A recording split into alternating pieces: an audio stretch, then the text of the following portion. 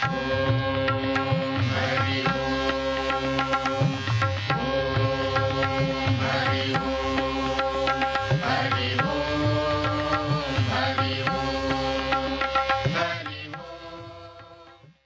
ಓಂ. ಶುಕ್ಲಾಂಬರಧರಂ ವಿಷ್ಣುಂ ಶಶಿವರ್ಣಂ ಚತುರ್ಭುಜಂ ಪ್ರಸನ್ನವದನಂ ಧ್ಯಾಯೇತ್ ಸರ್ವವಿಘ್ನೋಪಶಾಂತಯೇ. ಏಕದಂತಂ ಶೂರ್ಪಕರ್ಣಂ ಗಜವಕ್ತ್ರಂ ಚತುರ್ಭುಜಂ ಪಾಶಾಂಕುಶಧರಂ ದೇವಂ ಧ್ಯಾಯೇತ್ ಸಿದ್ಧಿವಿನಾಯಕಂ. ಗುರುಬ್ರಹ್ಮ ಗುರುರ್ವಿಷ್ಣುಃ ಗುರುದೇವೋ ಮಹೇಶ್ವರಃ ಗುರು ಸಾಕ್ಷಾತ್ ಪರಬ್ರಹ್ಮ ತಸ್ಮೈ ಶ್ರೀ ಗುರವೇ ನಮಃ. ಮನೋಜವಂ ಮಾರುತತುಲ್ಯವೇಗಂ ಜಿತೇಂದ್ರಿಯಂ ಬುದ್ಧಿಮತಾಂ ವರಿಷ್ಠಂ ವಾತಾತ್ಮಜಂ ವಾನರಯೂತಮುಖ್ಯಂ ಶ್ರೀರಾಮದೂತಂ ಶಿರಸಾ ನಮಾಮಿ. ಯತ್ರ ಯತ್ರ ರಘುನಾಥಕೀರ್ತನಂ ತತ್ರ ತತ್ರ ಕೃತಮಸ್ತಕಾಂಜಲಿಂ ಬಾಷ್ಪವಾರಿ ಪರಿಪೂರ್ಣಲೋಚನಂ ಮಾರುತಿಂ ನಮತ ರಾಕ್ಷಸಾಂತಕಂ. ಪರಮೇಶ್ವರ ಸ್ವರೂಪಿಗಳಾದ ನಿಮಗೆಲ್ಲರಿಗೂ ನಮಸ್ಕಾರ. ಭಕ್ತಿ ಜ್ಞಾನ ವೈರಾಗ್ಯದ ಪರಿಮಳವನ್ನು ಬೀರಬಹುದಾದಂತಹ ಈ ಪರಿಮಳ ವಾಹಿನಿಯ ಕಾರ್ಯಕ್ರಮಕ್ಕೆ ನಿಮಗೆಲ್ಲವರು ಸ್ವಾಗತವನ್ನು ಬಯಸ್ತಾ ಅವಕಾಶವನ್ನು ಕೊಟ್ಟಿದ್ದಕ್ಕಾಗಿ ಧನ್ಯವಾದಗಳನ್ನು ಮೊದಲು ಹೇಳಿ, ಧಾರ್ಮಿಕ ಪರಂಪರೆಯಲ್ಲಿ ನಮ್ಮ ಸನಾತನವಾದಂಥ ಧರ್ಮದಲ್ಲಿ ಅನೇಕ ಲೋಕ ತಿಳಿದುಕೊಳ್ಳಬಹುದಾದಂತಹ ಧರ್ಮ ಮಾರ್ಗದಲ್ಲಿ ನಡೆಯಬಹುದಾದಂತಹ ಮಾರ್ಗಸೂಚಿಗಳು ನಮ್ಮ ಪುರಾಣದಲ್ಲಿ ಅನೇಕವಾಗಿದೆ. ಇದನ್ನು ಕಾಂತಾ ಸಂಹಿತೆ ಅಂತ ಹೇಳಿ ಕರೀತಾರೆ. ವೇದವನ್ನು ಪ್ರಭು ಸಂಹಿತೆ ಅಂತಲೂ ಈ ಪುರಾಣವನ್ನು ಕಾಂತಾ ಸಂಹಿತೆ ಅಂತಲೂ ಕರೀತಾರೆ. ಪ್ರಭು ಸಂಹಿತೆ ಅಂದರೆ ಏನು? ಪ್ರಭು ಅಂದರೆ ಶಾಸನ ಮಾಡುವವನು ಅಂತ. ನಾನು ರಾಜ, ಹೀಗೆ ನಡೆಯಬೇಕು ಅಂತ ಹೇಳಿ ಆತ ಶಾಸನ ಮಾಡ್ತಾನೆ, ಅದರಂತೆಯೇ ನಡೆಯಬೇಕು. ರಾಜಾಜ್ಞೆಯನ್ನು ಯಾರೂ ಮೀರಬಾರದು ಅಂತ. ವೇದಗಳು ಏನು ಹೇಳುತ್ತೋ ವೇದಗಳು ಹೇಳಿದಂತೆ ಕೇಳಬೇಕು. ಅದಕ್ಕೆ ಇನ್ನೊಂದು ಪರ್ಯಾಯ ಮಾರ್ಗವಿಲ್ಲ, ರಿಯಾಯಿತಿ ಇಲ್ಲ ಅಂತ. ಆದರೆ ಪುರಾಣದಲ್ಲಿ ಹಾಗಿಲ್ಲ. ಪುರಾಣದಲ್ಲಿ ಏನಪ್ಪ ಅಂದರೆ ಕಾಂತಾ ಸಂಹಿತೆ. ಕಾಂತೆ ತನ್ನ ಒಡೆಯನನ್ನು ಹೇಗೆ ಅನುಸರಿಸುತ್ತಾಳೋ, ಅವನು ಎಷ್ಟೇ ಒರಟನಾಗಿದ್ದರೂ ಒಡ್ಡನಾಗಿದ್ದರೂ ಅವನನ್ನು ಹೇಗೆ ತಾನು ದಾರಿಗೆ ಎಳೆತರ್ತಾಳೋ ಹಾಗೆ ನಯವಾಗಿ ಇದಲ್ಲ ಅಂತ ಹೇಳಿ ಇನ್ನೊಂದು ಮಾರ್ಗದಲ್ಲಾದರೂ ಧರ್ಮವನ್ನು ಪರಿಪಾಲನೆ ಮಾಡುವಂತಹ ಕ್ರಮವನ್ನು ಹೇಳಿಕೊಡುವಂಥದ್ದು ನಮ್ಮ ಪುರಾಣದ ಒಂದು ವಿಶೇಷವಾದ ಐತಿಹ್ಯ. ಹೀಗಾಗಿ ಈ ಪುರಾಣದಲ್ಲಿ ವ್ಯಾಸ ಮಹರ್ಷಿಗಳು 18 ಮಹಾಪುರಾಣಗಳನ್ನು ರಚಿಸಿದ್ದಾರೆ. ಅದರಲ್ಲಿ ಶಿವಪುರಾಣವೂ ಒಂದು. ಆ ಶಿವಪುರಾಣದಲ್ಲಿ ಆದಿದಂಪತಿಗಳಾಗಿರುವಂತಹ ಪಾರ್ವತೀ ಪರಮೇಶ್ವರರ, ಜಗತಪಿತರವು ಒಂದೇ ಪಾರ್ವತೀ ಪರಮೇಶ್ವರವು ಅನ್ನುವಂತಹ ಬಿರುದಿಗೆ ಪಾತ್ರರಾಗಿರುವಂತಹ ಈ ಆದಿ ದಂಪತಿಗಳ ಕಲ್ಯಾಣಕಾರಕವಾದಂಥ ಕಥಾಭಾಗವನ್ನು ಪ್ರವಚನ ಮಾಲಿಕೆಯ ರೂಪದಲ್ಲಿ ನಾನು ಸಮರ್ಪಣೆಯನ್ನು ಮಾಡುತ್ತೇನೆ. ಈ ಪ್ರವಚನೆಯನ್ನು ಮಾಡುವಾಗ ಯಾವುದಾದರೂ ಅಕ್ಷರ ಸ್ಖಾಲಿತ್ಯವಾಗಿರಬಹುದು, ವಿಷಯದಲ್ಲಿ ಏನಾದರೂ ಲೋಪದೋಷಗಳು ಕಂಡು ಬರಬಹುದು. ಆದ್ದರಿಂದ ಅದನ್ನು ತಾವು ಮನ್ನಿಸಿ ಈ ಪ್ರವಚನೆಯಲ್ಲಿ ಬಂದಂಥ ತತ್ವ ವಿಚಾರವನ್ನು, ಭಗವದ್ ವಿಚಾರವನ್ನು ಪ್ರೀತಿಯಿಂದ ತಾವು ಸ್ವೀಕರಿಸ್ತೀರಾ ಅಂತ ಹೇಳಿ ನಂಬುತ್ತಾ ಈ ಪ್ರವಚನೆಯನ್ನು ನಾನು ಪ್ರಾರಂಭ ಮಾಡ್ತಾ ಇದ್ದೇನೆ. ಶಿವಪುರಾಣದಲ್ಲಿ ಬರುವಂತೆ ಪುರಾಣಗಳಲ್ಲಿ ಒಂದು ವಿಶೇಷ ಏನಪ್ಪ ಅಂದರೆ, ಯಾವುದೇ ಪುರಾಣವಾಗಲಿ ಆ ಪುರಾಣದ ಹೆಸರನ್ನು ಹೇಳುವಂತೆ ಆ ದೈವ ಆ ಪುರಾಣದ ಸರ್ವಸ್ವ ಅಂತ, ಅಂದರೆ ಸರ್ವಾಧಿಕಾರಿ ಅಂತ. ಸ್ಕಾಂದ ಪುರಾಣವನ್ನು ಹೇಳುವಾಗ ಸ್ಕಂದನೇ ಸರ್ವಶ್ರೇಷ್ಠ ಅಂತ, ಅಥವಾ ವಿಷ್ಣು ಪುರಾಣವನ್ನು ಹೇಳುವಾಗ ವಿಷ್ಣುವೇ ಸರ್ವಸ್ವ ಅಂತ ಹೇಳ್ತಾ, ಹೀಗೆ ಹೇಳುವಾಗ ಈ ಶಿವಪುರಾಣದಲ್ಲಿ ಬಂದಾಗ ಶಿವನೇ ಎಲ್ಲಕ್ಕೂ ಮೂಲ ಅನ್ನುವಂಥ ವಿಚಾರವನ್ನು ಹೇಳ್ತಾರೆ. ಯದ್ಭಾವಂ ತದ್ಭವತೆ. ನೀವು ಒಬ್ಬನೇ ದೈವವನ್ನು ಹೇಗೆ ಬೇಕಾದರೂ ಆಚರಿಸಿ, ಯಾವ ರೂಪದಲ್ಲಾದರೂ ಆಚರಿಸಿ, ಆದರೆ ಮೂಲ ಹೋಗಿ ಸೇರತಕ್ಕಂಥದ್ದು ಒಂದು, ಆ ಮೂಲ ದೈವಕ್ಕೆ, ಪರಬ್ರಹ್ಮಶಕ್ತಿಗೆ ಅಂತ. ಅದನ್ನೇ ಏಕಂ ಸತ್ ವಿಪ್ರಾಬಹುಧಾ ವದಂತಿ ಅಂತ ವೇದಗಳು ಹೇಳಿದರೆ, ಕೃಷ್ಣ ಹೇಳ್ತಾನೆ ಯೋ ಯೋ ಯಾಂ ಯಾಂ ತನುಂ ಭಕ್ತಃ ಶ್ರದ್ಧೆಯ ಅರ್ಚಿತುಂ ಇಚ್ಛಸಿ ತಸ್ಯ ತಸ್ಯ ಅಚಲಾಂ ಶ್ರದ್ಧಾಂ ತಾಮೇವ ವಿದದಾಮ್ಯಹಂ. ಅಪ್ಪ, ಯಾರು ಯಾರು ಯಾವ ಯಾವ ಭಾವದಿಂದ ನನ್ನನ್ನು ಪೂಜೆ ಮಾಡ್ತಾರೋ ನಾನು ಅವರಿಗೆ ಆ ಭಾವನೆಯನ್ನು ವೃದ್ಧಿ ಮಾಡ್ತೇನೆ, ಅದರಲ್ಲಿ ಅವರಿಗೆ ಅಚಲವಾದ ನಂಬಿಕೆಯನ್ನು ಕೊಡುತ್ತೇನೆ, ತನ್ಮೂಲಕ ಅವರಿಗೆ ಆ ಸ್ವರೂಪದಲ್ಲಿ ದರ್ಶನ ಕೊಟ್ಟು ಅನುಗ್ರಹ ಮಾಡ್ತೇನೆ.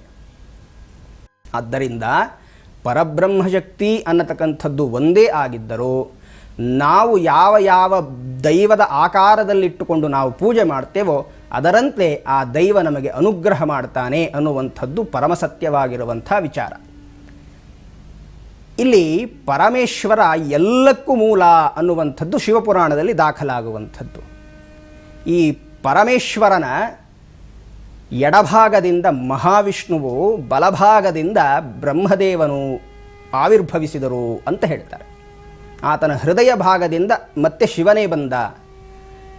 ಹೀಗಾಗಿ ಈ ಮೂರೂ ಜನಗಳಿಗೆ ಬ್ರಹ್ಮ, ವಿಷ್ಣು ತನ್ನ ಹೃದಯದಿಂದ ತಾನೇ ಮತ್ತೆ ಬಂದಿರುವಂಥ ಪರಮೇಶ್ವರ. ಈ ಬ್ರಹ್ಮನಿಗೆ ಸೃಷ್ಟಿ ಕಾರ್ಯವನ್ನು ಮಾಡುವ ಒಂದು ಆಜ್ಞೆಯನ್ನು ಮಾಡ್ತಾನೆ. ನಾರಾಯಣನಿಗೆ ಈ ಸೃಷ್ಟಿ ಮಾಡಿದಂಥ ಚರಾಚರಗಳನ್ನು ಪಾಲನೆ ಮಾಡುವಂಥದ್ದು, ಪೋಷಣೆ ಮಾಡುವಂಥದ್ದು, ದಾನ ಧರ್ಮ ಮಾಡತಕ್ಕಂಥ ಬುದ್ಧಿ ಹಾಗೂ ಕೊನೆಗೆ ಮೋಕ್ಷವನ್ನು ಕೊಡತಕ್ಕಂತಹ ಒಂದು ಅಧಿಕಾರವನ್ನು ಆ ನಾರಾಯಣನಿಗೆ ಪರಮೇಶ್ವರ ವಹಿಸ್ತಾನೆ. ತನ್ನ ಅಂಶದಿಂದ ಬಂದಂತಹ ಮತ್ತೊಂದು ಸ್ವರೂಪವಾದಂತಹ ಶಿವನಿಗೆ ಲಯ ಕಾರ್ಯವನ್ನು ಕೊಡ್ತಾನೆ. ಇಲ್ಲಿ ಮಾಡಿದಂಥ ಸೃಷ್ಟಿಯನ್ನು ನಾರಾಯಣ ಪಾಲನೆ ಮಾಡುವಂಥದ್ದು, ಪಾಲನೆಯೆಲ್ಲ ಆದಮೇಲೆ ಯಾವುದೋ ಒಂದು ಕಾಲದಲ್ಲಿ ಅದು ಅಂತ್ಯವಾಗಬೇಕು, ಅದು ಲಯವಾಗಬೇಕು. ಆ ಲಯವನ್ನು ಶಿವ ಮಾಡುವಂಥ ಕೆಲಸವನ್ನು ಕೊಡ್ತಾನೆ. ಹೀಗೆ ಈ ಸೃಷ್ಟಿಯ ಕಾರ್ಯ ಪ್ರಾರಂಭವಾಗಿ ಬ್ರಹ್ಮದೇವ ತಾನು ತನ್ನ ತಪೋಶಕ್ತಿಯಿಂದ, ಪರಮೇಶ್ವರನು ಇತ್ತಂಥ ವರಬಲದಿಂದ ಅನೇಕ ಜನ ಪ್ರಜಾಪತಿಗಳನ್ನು, ಋಷಿಗಳನ್ನು ಸೃಷ್ಟಿ ಮಾಡ್ತಾ ಬರ್ತಾನೆ. ಮರೀಚಿ, ಅತ್ರಿ, ಅಂಗಿರಸ, ಪುಲಸ್ತ್ಯ, ಪುಲಹ, ಕ್ರತು, ಭೃಗು, ನಾರದ, ದಕ್ಷ ಪ್ರಜಾಪತಿ, ಹೀಗೆ ಅನೇಕ ಜನರು ಅನೇಕ ಭಾಗದಿಂದ ಹುಟ್ಟಿ ಬರ್ತಾರೆ. ಆತನಿಗೆ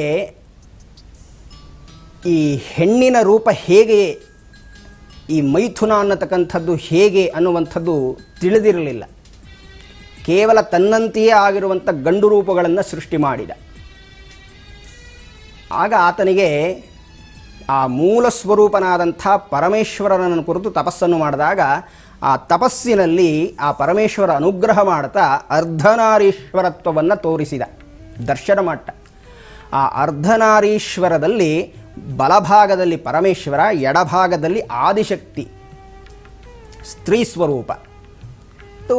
ದರ್ಶನ ಕೊಟ್ಟಾಗ ಬ್ರಹ್ಮ ಹೇಳಿದ, ಸ್ವಾಮಿ, ಈ ಸ್ವರೂಪದಲ್ಲಿ ಈ ಹೆಣ್ಣಿನ ಸ್ವರೂಪದಂತೆ ಏನು ಕಾಣ್ತಾ ಇದೆಯಲ್ಲ, ವಿಭಿನ್ನವಾಗಿದೆಯಲ್ಲ, ಈ ವಿಭಿನ್ನವನ್ನು ಸಂಪೂರ್ಣ ತೋರಿಸುವಂತೆ ಒಂದು ಅನುಗ್ರಹ ಮಾಡುವಂದಾಗ ಅದು ಆದಿಶಕ್ತಿಯಾಗಿ ಸಂಪೂರ್ಣವಾಗಿ ದರ್ಶನ ಕೊಟ್ಟಳು. ಆಗ ಆ ಆದಿಶಕ್ತಿಯನ್ನು ಪ್ರಾರ್ಥಿಸಿದ ಬ್ರಹ್ಮದೇವ ಆ ಆದಿಶಕ್ತಿಯನ್ನು ವಂದಿಸಿ ತಾನು ಈ ರೀತಿಯಾಗಿ ಒಂದು ಸ್ತ್ರೀ ರೂಪ ಇರಬೇಕು ಅಂತ ಹೇಳಿ ತಾನು ಆ ಸೃಷ್ಟಿಯ ಕಾರ್ಯವನ್ನು, ಆ ಸ್ತ್ರೀ ಸ್ವರೂಪದ ಸೃಷ್ಟಿಯ ಕಾರ್ಯವನ್ನು ಮುಂದುವರಿಸ್ತಾನೆ. ಹಾಗೇ ಮೂಲವಾದದ್ದು ಆ ಆದಿಶಕ್ತಿಯ ಸ್ವರೂಪ ದರ್ಶನ. ಇನ್ನು ಆ ಆದಿಶಕ್ತಿಯನ್ನೇ ಒಂದು ಪ್ರಾರ್ಥನೆ ಮಾಡ್ತಾನೆ, ಅಮ್ಮ ದಯಮಾಡಿ ನೀನು ಈಗಾಗಲೇ ನಿನ್ನ ಮೂಲ ಸ್ವರೂಪದಿಂದ ಸರಸ್ವತಿಯಾಗಿ ಹುಡ್ತೀನಿ ಅಂತ ಹೇಳಿದ್ದೀಯೆ, ಮತ್ತು ನಿನ್ನ ಮತ್ತೊಂದು ಸ್ವರೂಪದಿಂದ ಲಕ್ಷ್ಮಿಯಾಗಿ ನಾರಾಯಣನ ಸೇರ್ತೀಯೆ ಅಂತ ಹೇಳಿದ್ದೀಯೆ. ಹಾಗೆಯೇ ನಿನ್ನ ವಿಶೇಷ ಶಕ್ತಿಯಿಂದ ಶಕ್ತಿ ಸ್ವರೂಪಳಾಗಿ ನೀನು ಪರಮೇಶ್ವರನನ್ನು ಬಂದು ಸೇರಬೇಕು ಅಂತ ಹೇಳಿ ಪ್ರಾರ್ಥನೆ ಮಾಡ್ತಾನೆ ಬ್ರಹ್ಮದೇವ. ಸರಿ, ಕಾಲ ಬರಲಿ, ನಾನು ಅನುಗ್ರಹ ಮಾಡ್ತೀನಿ, ಹುಟ್ಟಿ ಬರ್ತೇನೆ ಅಂತ ಹೇಳಿ ಆದಿಶಕ್ತಿ ಅನುಗ್ರಹ ಮಾಡಿ ಅಂತರ್ಧಾನಳಾಗ್ತಾಳೆ. ಇಲ್ಲಿ ಬ್ರಹ್ಮದೇವ ತಾನು ಸೃಷ್ಟಿ ಮಾಡಿದಂಥ ಆ ದಕ್ಷ ಪ್ರಜಾಪತಿಯನ್ನು ಕರೆದು, ನೀನು ಆದಿಶಕ್ತಿಗಾಗಿ ತಪಸ್ಸನ್ನು ಮಾಡು, ಅವಳು ನಿನ್ನ ಮಗಳಾಗಿ ಬರ್ತಾಳೆ ಅಂತ ಹೇಳಿ ಆ ಮಾರ್ಗವನ್ನು ಹೇಳಿಕೊಡ್ತಾನೆ. ಆ ದಕ್ಷ ಬ್ರಹ್ಮ ಆದಿಶಕ್ತಿಯನ್ನು ಕುರಿತು ತಪಸ್ಸನ್ನು ಪ್ರಾರಂಭ ಮಾಡ್ತಾಳೆ. ಈ ಜಗಜ್ಜನನಿ ಒಂದು ಮತ್ತು ಶ್ರೀಮನ್ನಾರಾಯಣ ಆಗಾಗ ಅಧರ್ಮವು ಹೆಚ್ಚಾದಾಗ ಆ ಅಧರ್ಮವನ್ನು ನಾಶ ಮಾಡಲು ಸಲುವಾಗಿ ಹಲವಾರು ರೂಪವನ್ನು ಧರಿಸಿ ಆ ಧರ್ಮವನ್ನು ಸ್ಥಾಪನೆ ಮಾಡಲು ಬರ್ತಿರ್ತಾರೆ. ಆದ್ದರಿಂದಲೇ ಈತ ನಾರಾಯಣ, ಆಕೆ ನಾರಾಯಣಿ ಅನ್ನುವ ಹೆಸರನ್ನು ಪಡೀತಾರೆ. ಸಹೋದರ ಸೋದರಿಯರು ಅಂತ. ಇಂತಹ ಈ ಆದಿಶಕ್ತಿ ಎಷ್ಟೋ ಜನ ಮಹನೀಯರಿಗೆ ಮಗಳಾಗಿ ಬರುತ್ತಾಳೆ. ಕಾತ್ಯಾಯನ ಋಷಿಗೆ ಕಾತ್ಯಾಯನಿಯಾಗಿಯೋ, ಭೃಗುವಿಗೆ ಭಾರ್ಗವಿಯಾಗಿಯೋ, ಜನಕರಾಜನಿಗೆ ಜಾನಕಿಯಾಗಿಯೋ, ಹೀಗೆ ಹಲವಾರು ರೂಪದಿಂದ ತಾನು ಹುಟ್ಟಿ ಬರುತ್ತಲೇ ಇರುತ್ತಾಳೆ. ಆದರೆ ಕೊನೆಗೆ ಮಾತ್ರ ಸೇರುವಂಥದ್ದು ಪರಮೇಶ್ವರನನ್ನೇ ಪತಿಯನ್ನಾಗಿ ಮಾಡಿಕೊಳ್ಳುವಂಥದ್ದು. ದಕ್ಷ ಪ್ರಜಾಪತಿ ತನ್ನ ಪತ್ನಿಯ ಸಂಗಡ ಕುಳಿತು ಅನೇಕ ವರ್ಷಗಳ ಕಾಲ ಕಠಿಣವಾದಂತಹ ತಪಸ್ಸನ್ನು ಮಾಡಿದ್ದಾನೆ. ನಮ್ಮ ಭಾರತ ದೇಶ ನಮಗೆ ಕೊಟ್ಟಿರತಕ್ಕಂಥ ವಿಶೇಷವಾಗಿರುವಂಥ ಅಧಿಕಾರ ಅಂದರೆ ಯಾರಾದರೂ ಏನಾದರೂ ಪಡೆಯಬೇಕಾಗಿದ್ದರೆ ತಪಸ್ಸನ್ನು ಮಾಡಬೇಕು ಅಂತ ಹೇಳ್ತಾರೆ. ಅದು ವಿದ್ಯಾರ್ಥಿಯೇ ಆಗಿರಲಿ, ಗೃಹಸ್ಥನೇ ಆಗಿರಲಿ, ಅಥವಾ ಹೆಣ್ಣು ಮಗಳು ಮನೆಯಲ್ಲಿ ಕೆಲಸ ಮಾಡುವಂಥ ಕೆಲಸವಾಗಲಿ, ಅಥವಾ ವ್ಯವಹಾರದಲ್ಲಿ ತೊಡಗಿರುವಂಥ ಒಬ್ಬ ವ್ಯವಹಾರಸ್ಥನಾಗಲಿ, ಅಂಗಡಿಯಲ್ಲಿ ಕುಳಿತುಕೊಂಡು ವ್ಯಾಪಾರಕ್ಕಾಗಿ ಕುಳಿತಿರತಕ್ಕಂಥವರಾಗಲಿ, ಯಾರೇ ಆಗಲಿ ತಾವು ಮಾಡಬಹುದಾದಂತಹ ಕೆಲಸವನ್ನು ತಪಸ್ಸನ್ನಾಗಿ ಸ್ವೀಕರಿಸಿಕೊಂಡರೆ ಅದು ತಪಸ್ವಿ ಅನ್ನುವಂಥ ಹೆಸರನ್ನು ಪಡ್ಕೊಳ್ತಾರೆ. ಅದನ್ನೇ ಶ್ರೀಮದ್ ರಾಮಾಯಣದ ಪ್ರಾರಂಭದಲ್ಲಿ ಹೇಳತಕ್ಕಂಥ ದಿವ್ಯವಾದಂಥ ಉದ್ಘಾಟನಾ ಶ್ಲೋಕ. ತಪಃ ಸ್ವಾಧ್ಯಾಯ ನಿರತಂ ತಪಸ್ವೀಂ ವಾಗ್ವಿದಾಂವರಂ. ಯಾರು ತಮ್ಮ ಕೆಲಸವನ್ನು ತಪಸ್ಸನ್ನಾಗಿ ಸ್ವೀಕರಿಸಿಕೊಳ್ಳುತ್ತಾರೋ, ಅದು ಯಾವುದೇ ಕೆಲಸವಾಗಿರ್ಬೋದು, ಈಗಾಗಲೇ ಹೇಳಿದಂತೆ ಅದು ಯಾವುದೇ ಕೆಲಸವನ್ನು ಅತ್ಯಂತ ಶ್ರದ್ಧೆಯಿಂದ, ಭಕ್ತಿಯಿಂದ, 100ಕ್ಕೆ 100 ತಾದಾತ್ಮ್ಯದಿಂದ ಯಾರು ಆ ಕೆಲಸವನ್ನು ಮಾಡ್ತಾರೋ ಅವರು ಆ ಕ್ಷೇತ್ರದಲ್ಲಿ ತಪಸ್ವಿಗಳಾಗ್ತಾರೆ. ಸ್ವಾಧ್ಯಾಯನವನ್ನು ಯಾರು ಮಾಡ್ತಾರೋ ಅವರು ಒಳ್ಳೆ ವಾಗ್ಮಿಗಳಾಗ್ತಾರೆ, ಒಳ್ಳೆ ಪಂಡಿತರಾಗ್ತಾರೆ, ಅವರಲ್ಲಿ ಒಳ್ಳೆ ಶಕ್ತಿ ಇರುತ್ತೆ, ವಾಕ್ಶಕ್ತಿ ಇರುತ್ತೆ ಅಂತ. ಅದು ಪ್ರಾರಂಭದ ಶ್ಲೋಕ ಶ್ರೀಮದ್ ರಾಮಾಯಣದಲ್ಲಿ. ಹಾಗಾಗಿ ಯಾರು ತಪಸ್ಸನ್ನು ಮಾಡ್ತಾರೋ ಅವರಿಗೆಲ್ಲ ಖಂಡಿತವಾದಂಥ ಫಲ ಸಿಕ್ಕೇ ಸಿಗುತ್ತೆ ಅಂತ. ಹೀಗೆ ಕಠಿಣವಾದ ತಪಸ್ಸನ್ನು ಆಚರಿಸಿದಂಥ ದಕ್ಷನಿಗೆ ಆದಿಶಕ್ತಿ ದರ್ಶನವಿತ್ತು, ಅನುಗ್ರಹ ಮಾಡಿದಳು. ಏನಾಗಬೇಕಪ್ಪ ಅಂದು ಈ ದಂಪತಿಗಳು ಕೇಳ್ಕೊಂಡ್ರಂತೆ, ಅಮ್ಮ ನಮಗೆ ನೀನು ಮಗಳಾಗಿ ಅವತಾರ ಮಾಡಬೇಕಮ್ಮ, ನನ್ನ ಮಗಳಾಗಿ ನನ್ನ ಮಡಿಲನ್ನು ಸೇರಬೇಕಮ್ಮ ಅಂತ ಹೇಳಿ ಪ್ರಾರ್ಥನೆ ಮಾಡಿದ್ರು. ಆದಿಶಕ್ತಿ ಹೇಳಿದ್ರು, ಆಯಿತು ನಾನು ನಿಮ್ಮ ಮಗಳಾಗಿ ಬರ್ತೇನೆ, ಆದರೆ ಒಂದು ಮಾತು ತಿಳ್ಕೊಳ್ಳಿ, ಎಲ್ಲಿವರೆಗೆ ನಾನು ನಿಮ್ಮ ಮಗಳಾಗಿ ಬರ್ತೇನೆ ಅಂದರೆ ಎಲ್ಲಿಯವರೆಗೆ ನೀನು ಶಿವನಲ್ಲಿ ಭಕ್ತನಾಗಿ ಇರ್ತೀಯೋ, ಶಿವನನ್ನು ಎಂದಿಗೂ ಕೂಡ, ಶಿವನನ್ನಾಗಲಿ ನನ್ನನ್ನಾಗಲಿ ಅಲ್ಲಗೆಳೆಯಬಾರದು. ನೀನು ಎಲ್ಲಿ ಈ ದಾರಿ ತಪ್ಪುತ್ತೀಯೋ ಆಗ ನಾನು ನಿನ್ನ ಮಗಳ ಸ್ಥಾನದಿಂದ ಚ್ಯುತಳಾಗ್ತೇನೆ ಅಂತ ಹೇಳಿ ಎಚ್ಚರಿಕೆಯನ್ನು ಕೊಟ್ಟು ಅಂತರ್ಧಾನಳಾಗ್ತಾರೆ. ಸರಿ, ದಕ್ಷ ತನ್ನ ಮನೆಗೆ ಬರ್ತಾನೆ. ಆತನಿಗೆ ಒಂದು ವಿಶೇಷ ಶಕ್ತಿ, ಬ್ರಹ್ಮನ ಅನುಗ್ರಹದಿಂದಾಗಿ ಸಾಕಷ್ಟು ಜನ ಹೆಣ್ಣು ಮಕ್ಕಳು ಹುಟ್ಟುತ್ತಾರೆ. ಕೆಲವೊಂದರಲ್ಲಿ 60, 62 ಹೀಗೆಲ್ಲ ಲೆಕ್ಕವನ್ನು ಹೇಳ್ತಾರೆ. ಅದರಲ್ಲಿ 10 ಜನ ಹೆಣ್ಣು ಮಕ್ಕಳನ್ನು ಧರ್ಮದೇವತೆಗೆ ಕೊಟ್ಟು ಮದುವೆ ಮಾಡಿದರು. ಹಾಗೂ 13 ಜನ ಹೆಣ್ಣು ಮಕ್ಕಳನ್ನು ಕಶ್ಯಪ ಋಷಿಗೆ ಕೊಟ್ಟು ಮದುವೆ ಮಾಡ್ತಾರೆ. ಮತ್ತು 27 ಜನ ನಕ್ಷತ್ರರನ್ನು ಚಂದ್ರನಿಗೆ ಕೊಟ್ಟು ಮದುವೆ ಮಾಡ್ತಾರೆ. ಒಬ್ಬಳನ್ನು ಕಾಮನಿಗೆ ಕೊಟ್ಟು ಮದುವೆ ಮಾಡ್ತಾರೆ. ಹಾಗೂ 4 ಜನ ಪುತ್ರಿಯರನ್ನು ಅರಿಷ್ಟನೇಮಿ ಅನ್ನತಕ್ಕಂಥ ಒಬ್ಬ ಋಷಿಗೂ, ಹಾಗೂ 2 ಭೃಗುಪುತ್ರರಿಗೆ, ಇನ್ನು 2 ಅಂಗೀರಸರಿಗೂ, ಹಾಗೂ ಇನ್ನು 2 ಪುತ್ರರನ್ನು ಕೃಶ್ವಶ್ವರಿಗೂ ಕೊಟ್ಟು ಮದುವೆ ಮಾಡ್ತಾರೆ. ಹೀಗೆ ಮಕ್ಕಳನ್ನು ಎಲ್ಲರಿಗೂ ಮದುವೆ ಮಾಡಿಕೊಟ್ಟು ಕೊನೆಗೆ ಹುಟ್ಟಿದವಳು ದಾಕ್ಷಾಯಣಿ ಅಂತ. ದಕ್ಷನ ಮಗಳಾದ್ದರಿಂದ ದಾಕ್ಷಾಯಣಿ, ಅದು ಒಂದು ವಿಶೇಷ. ಜನಕರಾಜನ ಮಗಳಾದ್ದರಿಂದ ಜಾನಕಿ ಎನ್ನುವ ಹೆಸರು ಹೇಗೋ ಹಾಗೆ ದಕ್ಷನ ಮಗಳಾಗಿ ಈ ದಾಕ್ಷಾಯಣಿ. ಅಂತೂ ಬಾಲಲೀಲೆಯಲ್ಲಿ ಈ ಆದಿಶಕ್ತಿ ಬೆಳೀತಾ ಇದ್ದಾಳೆ. ಈ ಆದಿಶಕ್ತಿ ಇವಳ ಮನಸ್ಸೆಲ್ಲ ಶಿವನ ಮೇಲೆಯೇ ಆವೃತವಾಗಿದೆ. ಯೌವನಾವಸ್ಥೆಗೆ ಬಂದಿದ್ದಾಳೆ. ನಂದವ್ರತ ಎಂಬತಕ್ಕಂಥ ಒಂದು ವಿಶೇಷವಾಗಿರುವಂತಹ ವ್ರತವನ್ನು ಮಾಡಿದ್ದಾಳೆ. ಈ ನಂದಾವ್ರತ ಎಂಬತಕ್ಕಂಥ ವಿಶೇಷವಾಗಿರುವಂತಹ ವ್ರತವನ್ನು ಮಾಡಿ ಶಿವನಿಗಾಗಿ, ಶಿವನ ಒಲುಮೆಗಾಗಿ, ಶಿವನಲ್ಲಿ ತಾನು ಅರ್ಧಾಂಗಿಯಾಗಿ ಸೇರಬೇಕು ಅನ್ನುವಂತಹ ತೀವ್ರವಾದ ಬಯಕೆಯನ್ನು ಇಟ್ಟುಕೊಂಡು ಆ ವ್ರತವನ್ನು ಸಂಪನ್ನ ಮಾಡ್ತಾಳೆ. ಇಷ್ಟರಲ್ಲಿ ಈ ಬ್ರಹ್ಮದೇವ ಏನಾಯಿತು ಒಂದು ಕಡೆಯಲ್ಲಿ ಎಂದರೆ, ಋಷಿಗಳೆಲ್ಲ ಬರ್ತಾರೆ. ಬಂದು ಬ್ರಹ್ಮಲೋಕಕ್ಕೆ ಬಂದು ಬ್ರಹ್ಮನನ್ನು ನಮಸ್ಕಾರ ಮಾಡಿ ಒಂದು ಪ್ರಶ್ನೆಯನ್ನು ಹಾಕಿದರು. ಬ್ರಹ್ಮದೇವ, ಲೋಕದಲ್ಲಿ ಅತ್ಯಂತ ಶ್ರೇಷ್ಠರು ಯಾರು? ಪರಮಸ್ವರೂಪಿಗಳು ಅಂದರೆ ಪರಬ್ರಹ್ಮಸ್ವರೂಪಿಗಳು ಯಾರು? ಯಾರಿಗೆ ಹೆಚ್ಚು ಶಕ್ತಿ ಇದೆ ಅನ್ನುವಂಥ ತಿಳಿಯುವ ಬಯಕೆಯಿಂದಾಗಿ ನಿನ್ನ ಪ್ರಶ್ನೆ ಮಾಡ್ತಾ ಇದ್ದೇವೆ. ಯಾರಯ್ಯ ಪರಬ್ರಹ್ಮಶಕ್ತಿ ಸ್ವರೂಪರು ಅಂತ ಪ್ರಶ್ನೆ ಮಾಡ್ತಾರೆ. ಈ ಋಷಿ ಸಮೂಹದ ಪ್ರಶ್ನೆಯನ್ನು ಕೇಳಿದಂಥ ಬ್ರಹ್ಮ ಸ್ವಲ್ಪ ತಲೆ ತೂಗಿದ. ಈ ಹಿಂದೆಯೆಲ್ಲ ನಾನು ಹಿಂದಿನ ಕಲ್ಪಗಳಲ್ಲಾಗಲಿ ಹಿಂದಿನ ಜನ್ಮಗಳಲ್ಲಾಗಲಿ ಅದನ್ನೆಲ್ಲ ನೆನಪಿಸಿಕೊಂಡು ನನ್ನ ಈ ಅಂಶದಿಂದಲೇ ನಾನು ನನ್ನ ಬೆವರಿನಿಂದ ಆ ರುದ್ರನನ್ನು ಪ್ರಾರ್ಥನೆ ಮಾಡಲಾಗಿ ಅವನು ಹುಟ್ಟಿ ಬಂದ. ಹಾಗಾಗಿ ರುದ್ರ ಅನ್ನುವಂಥ ವಿಶೇಷ ಶಕ್ತಿ ಇರುವಂಥವನು ನನ್ನ ಮಗ. ಈ ಪ್ರಪಂಚದ ಚರಾಚರ ಸೃಷ್ಟಿಗಳೆಲ್ಲಲೇ ನನ್ನಿಂದಲೇ ನಡೀತಾ ಇರೋದು. ನಾನು ಸೃಷ್ಟಿ ಮಾಡಿದ್ದರಿಂದಲೇ ನಾರಾಯಣ ಪಾಲನೆ ಮಾಡ್ತಾ ಇದ್ದಾನೆ, ಶಿವಲಯ ಮಾಡ್ತಾ ಇದ್ದಾನೆ. ನಾನೇ ಸೃಷ್ಟಿ ಮಾಡದೇ ಹೋದರೆ ಮುಂದೆ ಯಾರಿಗೂ ಏನೂ ಕೆಲಸ ಇಲ್ಲ. ಹೀಗಾಗಿ ಎಲ್ಲ ಜಗತ್ತಿನ ಮೂಲ ಸತ್ವ ಶಕ್ತಿ ಎಲ್ಲ ನಾನೇ, ಆದ್ದರಿಂದ ನಾನೇ ಪರಬ್ರಹ್ಮ ಅಂತ ಹೇಳಿ ಆ ಋಷಿಗಳ ಮುಂದೆ ಹೇಳ್ಕೊಳ್ತಾ ಇದ್ದಾನೆ.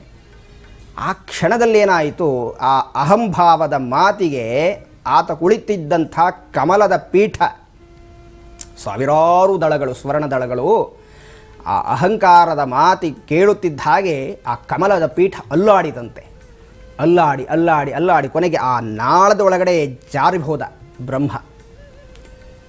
ಎಷ್ಟೇ ಪ್ರಯತ್ನ ಮಾಡಿದರೂ ಹೊರಗಡೆ ಬರಲಿಕ್ಕೆ ಆಗ್ತಾ ಇಲ್ಲ. ಕೊನೆಗೆ ಅದೇ ಜಾಗದಲ್ಲಿ ಕಣ್ಣು ಮುಚ್ಚಿದ, ತಪಸ್ಸನ್ನು ಮಾಡಿದ. ಅನೇಕ ಕಾಲವಾಯಿತು. ಹೊರಗಡೆ ಬಂದ.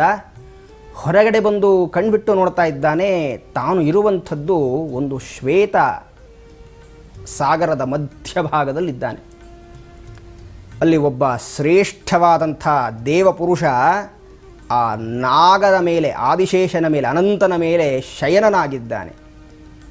ಶಾಂತಾಕಾರಂ ಭುಜಗಶಯನಂ ಪದ್ಮನಾಭಂ ಸುರೇಶಂ ವಿಶ್ವಾಧಾರಂ ಗಗನ ಸದೃಶಂ ಮೇಘವರ್ಣಂ ಶುಭಾಂಗಂ ಲಕ್ಷ್ಮೀಕಾಂತಂ ಕಮಲನಯನಂ ಯೋಗಿಹೃದ್ಯಾನಗಮ್ಯಂ ವಂದೇ ವಿಷ್ಣುಂ ಭವ ಭಯಹರಂ ಸರ್ವಲೋಕೈಕನಾಥಂ ಅನ್ನುವಂಥ ಕೀರ್ತಿಗೆ ಪಾತ್ರನಾಗಬಹುದಾದಂಥ ಲೋಕೈಕವಂದ್ಯನಾದ ನಾರಾಯಣನನ್ನು ನೋಡಿ, ಯಾರು ಈತ? ನಾನು ಬಂದರೂ ಮಲಗಿದ್ದಾನಲ್ಲ, ಎದ್ದು ನನ್ನನ್ನು ಸತ್ಕರಿಸಬಾರದೆ ಅನ್ನುವ ಆ ಮಾಯೆ, ಶಿವಮಾಯೆ ಅವನನ್ನು ಆವರಿಸಿತ್ತು.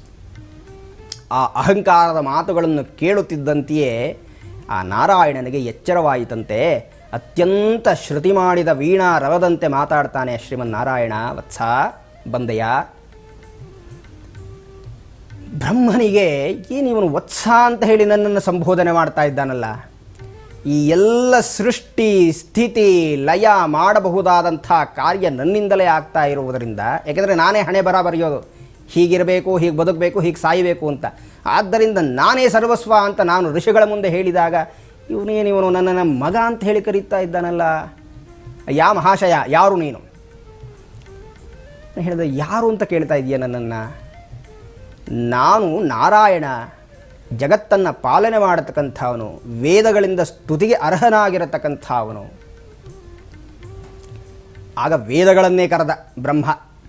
ಆಯಿತು, ಕೇಳಿಯೇ ಬಿಡೋಣ, ವೇದಗಳನ್ನೇ ಕೇಳಿಬಿಡೋಣ, ಯಾರು ಶ್ರೇಷ್ಠ ನಮ್ಮಿಬ್ಬರಲ್ಲಿ ಅಂತ.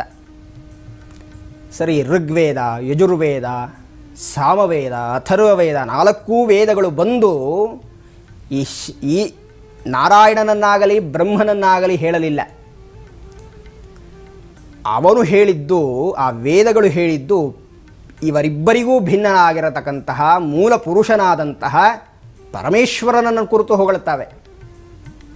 ಪರಮೇಶ್ವರನನ್ನು ಕುರಿತು ಆ ವೇದಗಳು ಹೇಳಿದಾಗ ಈ ಬ್ರಹ್ಮನಿಗೆ ಮಹಾಸಿಟ್ಟು ಬಂತು. ಹೋಗಾಚೆಗೆ ಅಂತ ಹೇಳಿ ವೇದಗಳನ್ನು ಕಳಿಸ್ದ.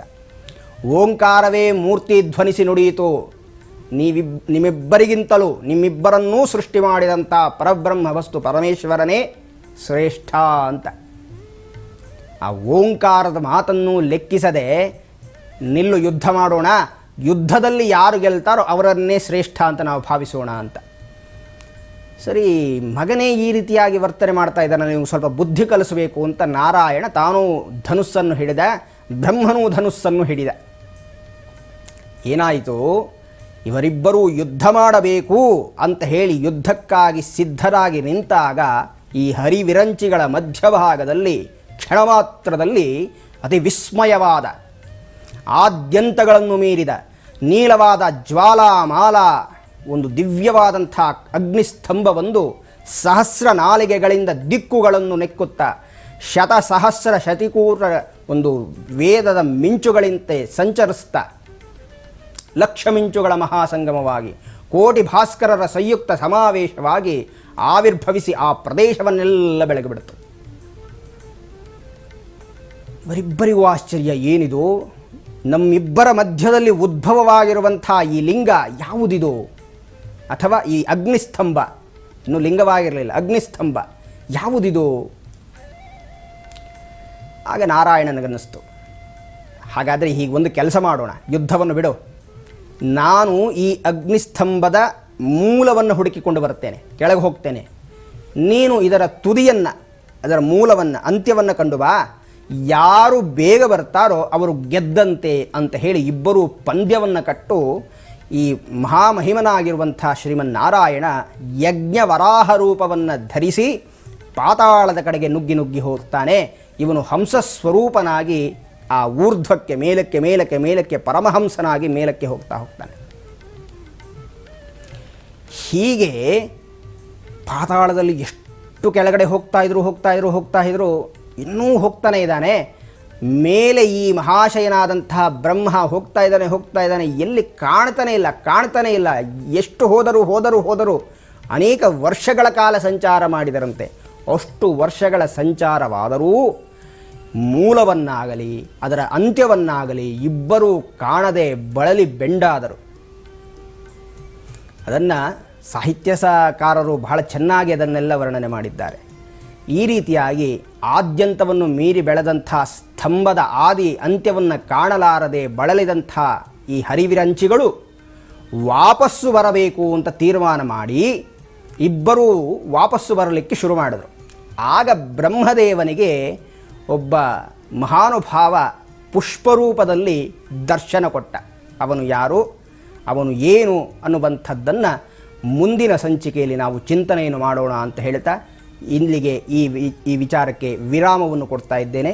ಮುಂದಿನ ಸಂಚಿಕೆಯಲ್ಲಿ ನಾವು ಇದರ ಮುಂದೆ ಹೊರದ ಭಾಗವನ್ನು ಮುಂದುವರಿಸೋಣ. ಎಲ್ಲರಿಗೆ ನಮಸ್ಕಾರ.